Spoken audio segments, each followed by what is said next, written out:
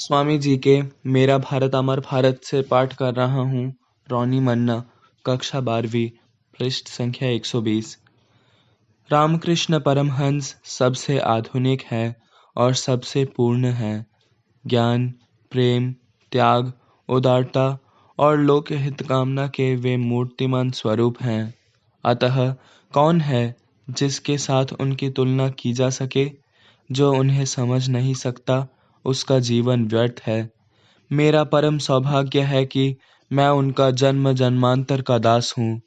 उनकी एक उक्ति भी मेरे लिए वेद वेदांत से अधिक मूल्यवान है।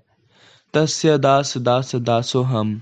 मैं उनके दासों के दासों का दास हूँ, परंतु एकांगी कट्टरता से उनकी भावधारा में अवरोध आता है। उसी से मैं चिढ़ता हूँ।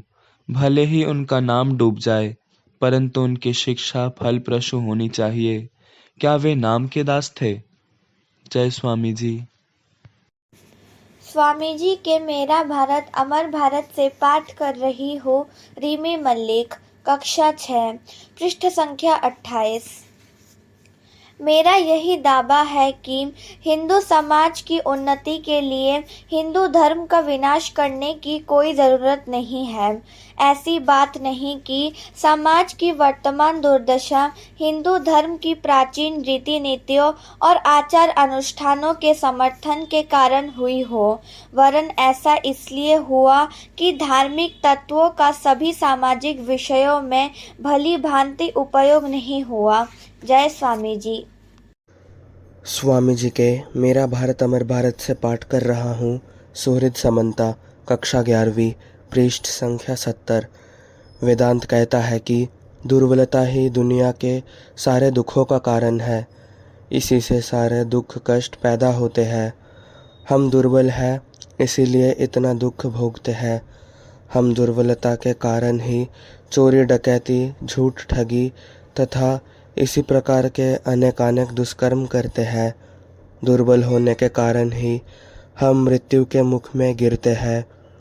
जहाँ हमें दुर्बल बनाने वाला कोई नहीं है, वहाँ न मृत्यु है न दुख। हम लोग केवल भ्रांतिवश ही दुख भोगते हैं। इस भ्रांति को दूर कर दो और तत्काल सारे दुख चले जाएंगे। जय स्वामी जी। स्वामी विवेकानंद जीवनी और उपदेश से पाठ कर रही हूँ। आस्था चौधरी, कक्षा 6, पृष्ठ संख्या 89। स्त्री पुरुष बालक बालिका जिस समय दैहिक, मानसिक अथवा आध्यात्मिक शिक्षा पाते हैं, उस समय मैं उनसे यही एक प्रश्न करता हूँ, क्या तुम्हें इससे बल प्राप्त होता है? क्योंकि जानता हूँ एकमात्र सत्य ही बल प्रदान करता है। मैं जानता हूँ एकमात्र सत्य ही प्राणपद है। जय स्वामी जी। स्वामी जी के मेरा भारत अमर भारत से पाठ कर रहा हूँ। अरित्रा सामंत, कक्षा 11वीं, पृष्ठ संख्या 28। मेरा यही दावा है कि हिंदू समाज की उन्नति के लिए हिंदू धर्म का विनाश करने की कोई जरूरत नहीं है। ऐसी बात नहीं कि समाज की वर्तमान दुर्दशा हिंदू धर्म की प्राचीन रीति नीतियों और आचार अनुष्ठानों के समर्थन के कारण हुई हो, वरन ऐसा इसलिए हुआ कि धार्मिक तत्वों का सभी सामाजिक विषयों में भली भांति उपयोग नहीं हुआ। जय स्वामी जी। स्वामी जी के मेरा भारत अमर भारत से पाठ कर रही हूँ। रूपसा खड़ा, कक्षा 7, पृष्ठ संख्या 131। पीछे मुड़कर देखने की आवश्यकता नहीं है, आगे बढ़ो। हमें अनंत शक्ति, अनंत उत्साह, अनंत साहस तथा अनंत धैर्य चाहिए। केवल तभी महान कार्य संपन्न होंगे। जय स्वामी जी। स्वामी जी के सफलता के सोपान से पाठ कर रहा हूँ।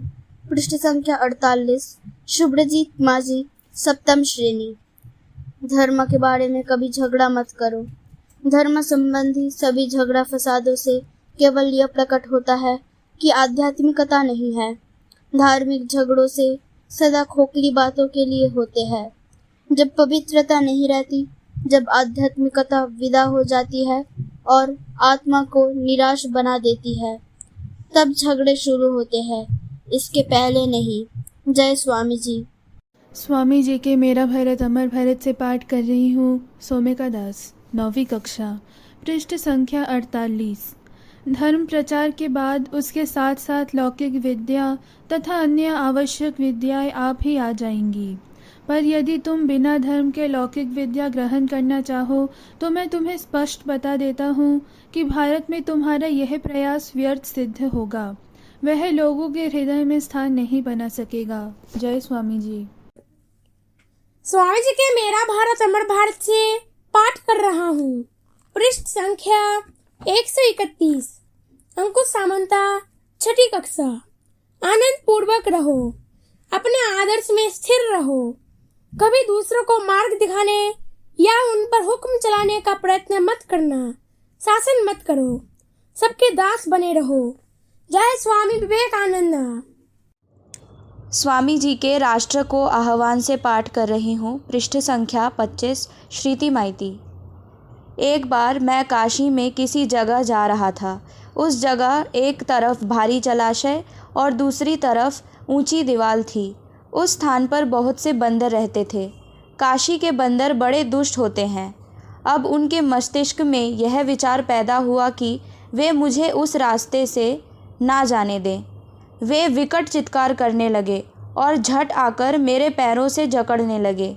उनको निकट देखकर मैं भागने लगा, किंतु मैं जितना ज़्यादा ज़ोर से दौड़ने लगा, वे उतनी ही अधिक तेज़ी से आकर मुझे काटने लगे। अंत में उनके हाथ से छुटकारा पाना असंभव प्रतीत हुआ।